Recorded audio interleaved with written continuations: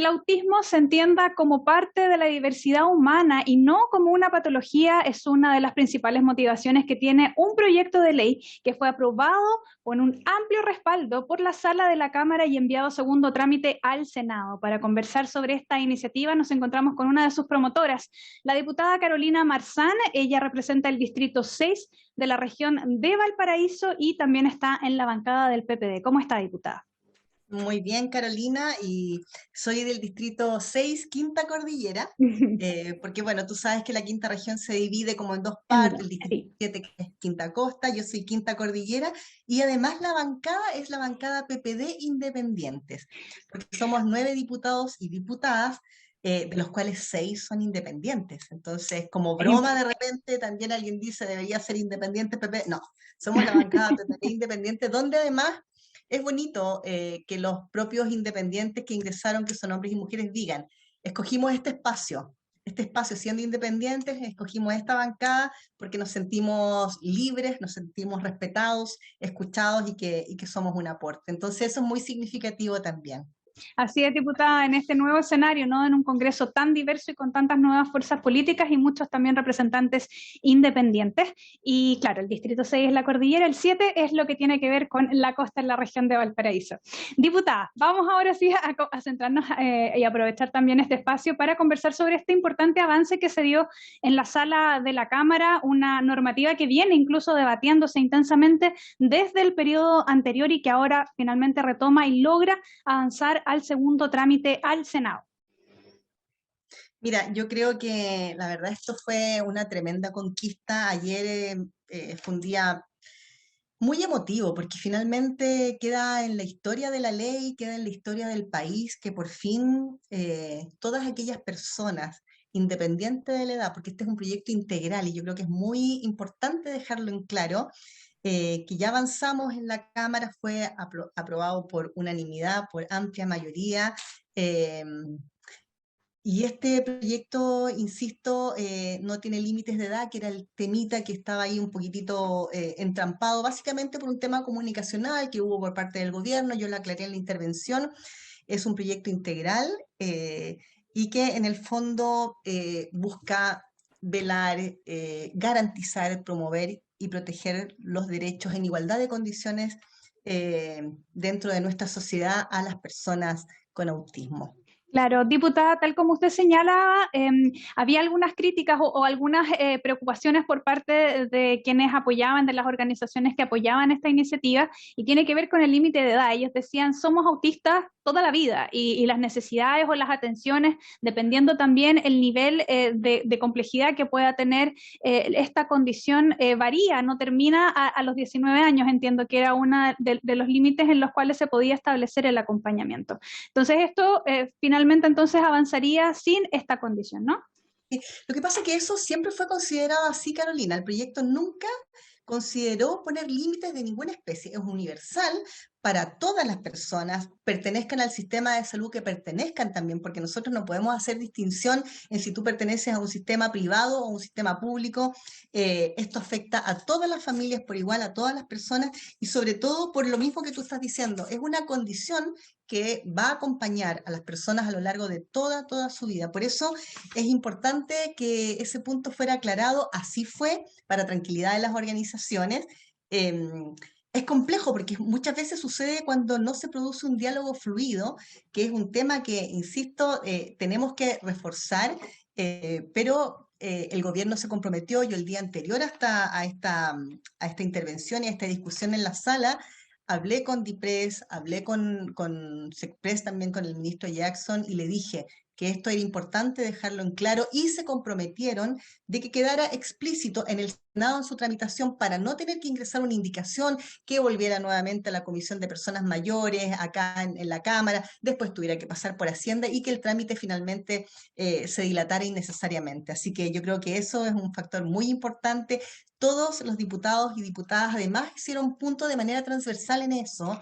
Yo creo que es importante aclararlo y dejar tranquilas a las organizaciones que fueron finalmente quienes pusieron el espíritu, el insumo principal y a quienes nosotros estuvimos durante más de un año escuchando, recogiendo sus necesidades, sus demandas, sus requerimientos, a especialistas, también a profesionales en el tema. Entonces, por eso nos sentimos muy contentos con este proyecto, muy satisfechos y porque además, insisto, surgió desde la necesidad de miles de personas en el país que sienten que por primera vez están siendo escuchadas, miradas de verdad y con un proyecto de ley que es lo que nosotros necesitamos hoy día en nuestro país, partiendo además por tener un registro de cuántas personas existen hoy día para que las políticas públicas sean cada vez más efectivas y más directas con respecto a los recursos y a todo lo que se pueda levantar con respecto a ello. Claro, y la importancia también de visibilizar, ¿no?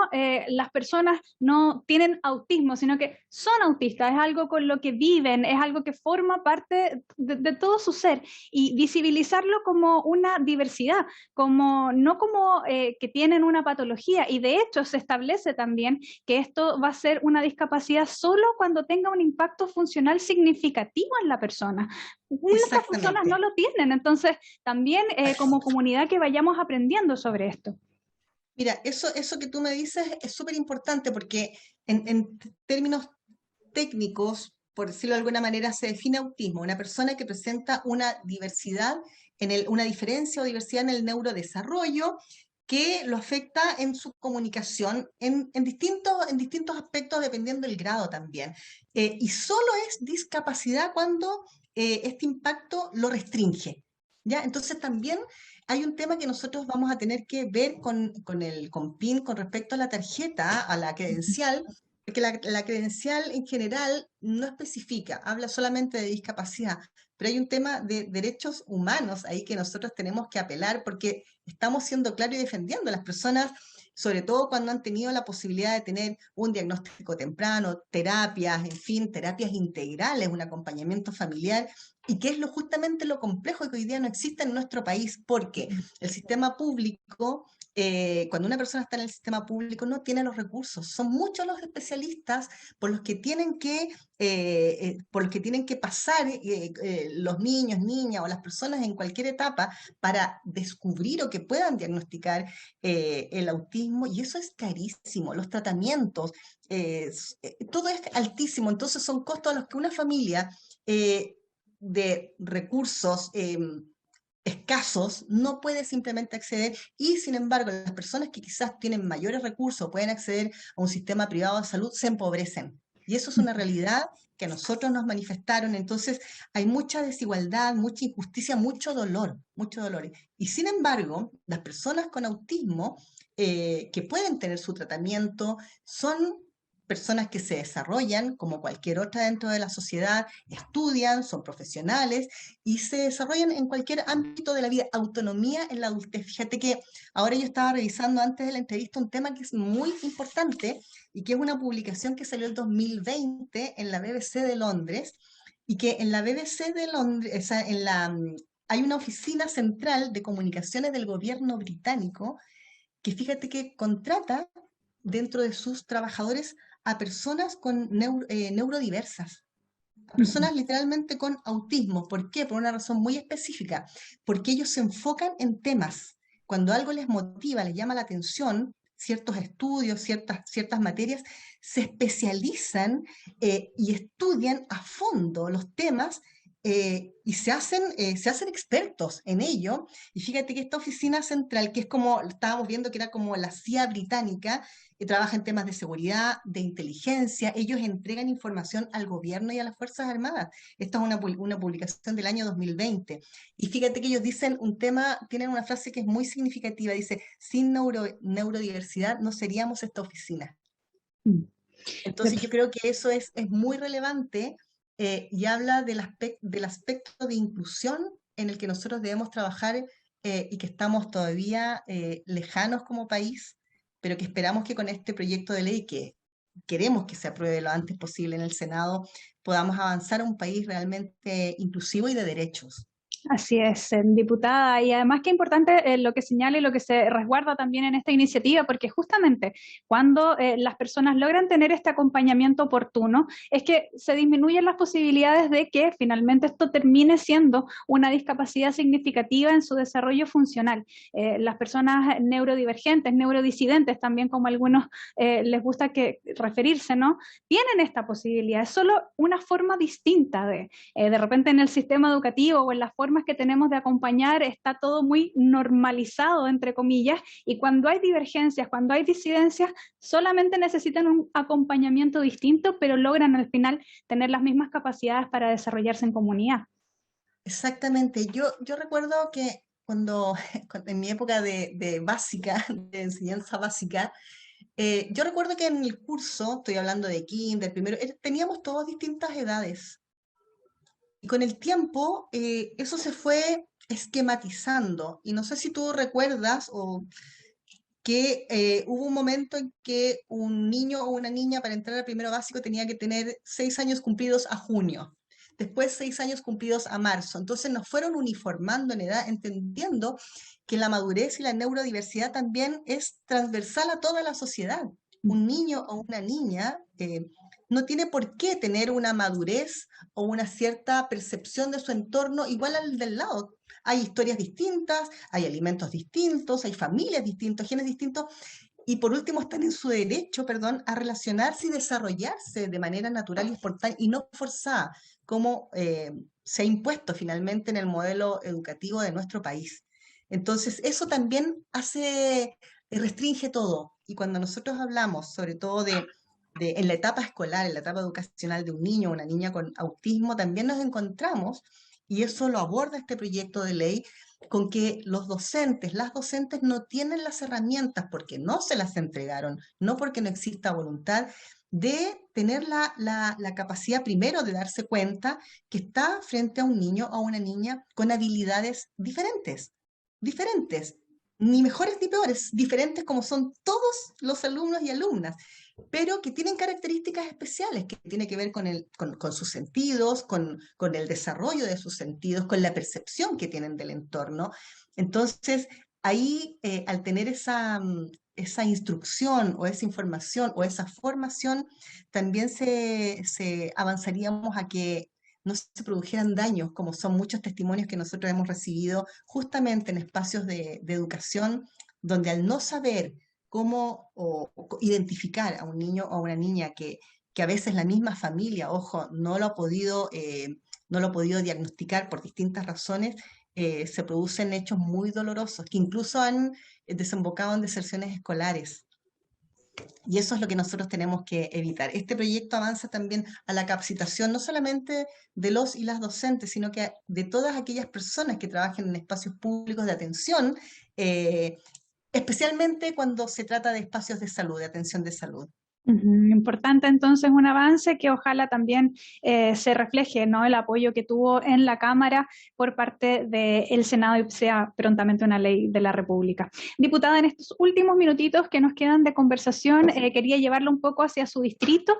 También allá hay algunos hechos importantes que se han manifestado en los últimos días y tiene que ver también con la reacción que han tenido las comunidades frente a este entubamiento del canal Mauco. Hay varias organizaciones que están haciendo llamados a ver de qué manera pueden gestionar esta obra, ya que estaría afectando directamente el acceso al agua de muchas comunidades, incluso también algunas comunidades indígenas. Si nos puede comentar un poquitito sobre cómo está esta situación y qué medidas se pueden ir tomando respecto a ello.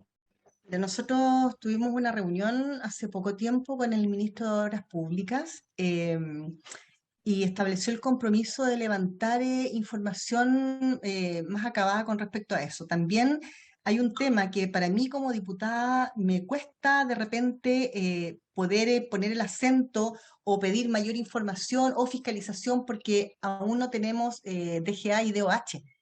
Acá en el distrito, entonces no tenemos dónde oficiar, dónde gestionar, a quién acudir también para que ponga un freno o fiscalice estas situaciones. Lo cierto es que ellos están están protegiendo el lugar, las comunidades indígenas están pernoctando ahí, están día y noche cuidando un espacio que claramente ha sido vulnerado. Es dramático ir a terreno y ver cómo este entubamiento ha producido un deterioro al entorno, a la flora y fauna, por supuesto, los animalitos que usaban el canal para ir a beber, que también empiezan a buscar otros espacios para saciar su sed, en fin, cruzan la carretera cercana, los atropellan, en fin, ha producido situaciones que son muy, muy, muy dolorosas.